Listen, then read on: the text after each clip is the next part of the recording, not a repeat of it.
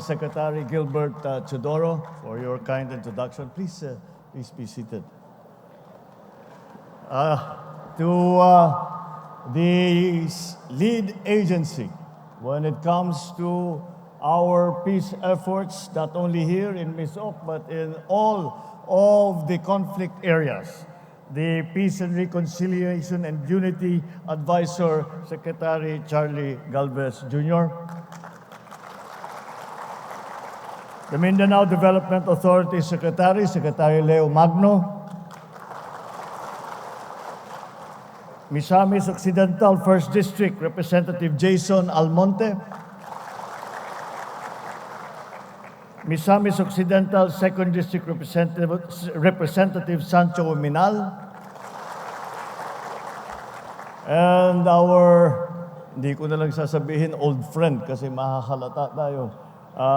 Pare-pareho, we were all together, magkasama kami together with Secretary Gilbert Chodoro when we were a little younger than we are now. Sa Kabataang Barangay. And we have been working together since then to our good governor, Governor Henry Oeminal. Tangub City Mayor, Mayor Sabiniano Kanama, and the other elected officials, both of the province and of the city, ang aking mga kasamahan sa pamahalaan, ating pinaka-importante ang ating mga kasama rito na hindi po ang kapayapaan ay hindi po na ipapanalo ng iisang tao lamang. Kaya't lahat po kayo, lahat po ng ating mga military, lahat po ng ating mga civilian government, kayo po at lalo na ang mga beneficiary ngayon natin, kayo ang pinakamahalaga na bisita namin ngayong araw na ito.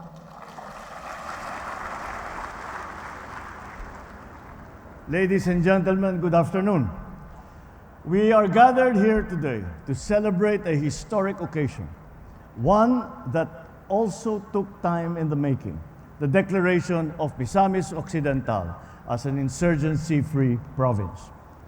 As I mentioned in my last State of the Nation address, we have come a long way in our quest for lasting peace. After years of consistent and resolute security, peace, and community building, we have succeeded in our campaign to end the decades of conflict in the 60 barangays in your province that were once in the clutches of insurgent movements. We have successfully dismantled the key leadership of the former insurgents operating in Misamis Occidental, which have now led to their reintegration into society. Thanks to the DALG and the AFP, we have provided peace, community development, and reintegration programs for those who have returned to the fold of the law. From 2021 to 2023, 51 barangays were identified as recipients of the Barangay Development Program, what we call BDPs, a very integral and important part of our peace efforts. As of September this year, 46 of those projects have been completed, 17 are now ongoing implementation. 44 of these projects are farm-to-market roads, 2 involve the construction and development of roads and bridges, 9 projects focus on water supply systems, and on the other hand, the remaining 8 projects are health stations, rural electrification, and the rehabilitation of schools. This strong collaboration among the national and local governments, the military, the police, and the community has allowed us to transform what was once a conflict-affected area into now a peaceful community. This transformation is evident in places like Oyohoy, like Tangub City, which has now evolved into a symbol of progress. In fact, one of the main tourism projects of the local government, the Ascenso Global Gardens, is situated in Oyohoy.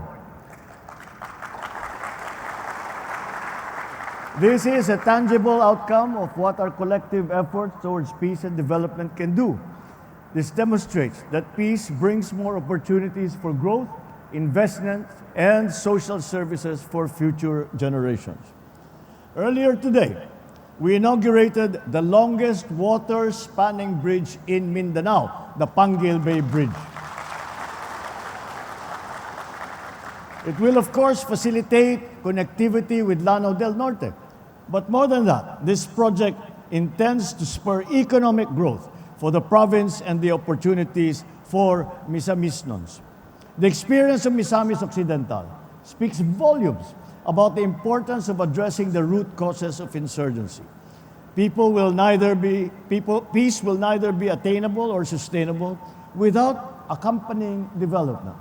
And these things work hand in hand.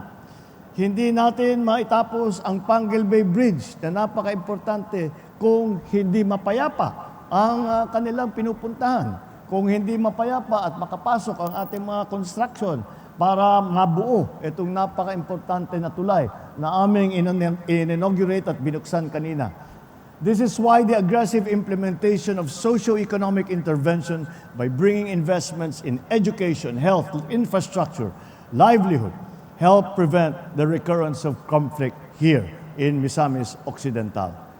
It is our hope that through this administration's programs and projects, we will sustain the stability, the peace, and the progress in the home of all of those from Misamis Occidental. However, as we celebrate today's gains, we cannot rest here. We must remain vigilant against the emerging threats that undermine these hard-won gains. I ask the local government units of Misamis Occidental to intensify collaboration with various government agencies, partners, and other stakeholders to thwart any posturing or coming back that terrorist groups or any of their financiers or supporters may still be contemplating. Let us harness the power of peace to uplift the province, this region, and this nation to unparalleled heights. Let Misamis Occidental stand as a shining example of what can be achieved when we work for the greater good together. With us perpetuating the peace efforts that we made here, I know that soon we will be able to declare the entire country, the entire republic as insurgency-free. Maraming salamat po sa inyong lahat. Mabuhay ang Misamis Occidental, mabuhay ang bagong Pilipinas.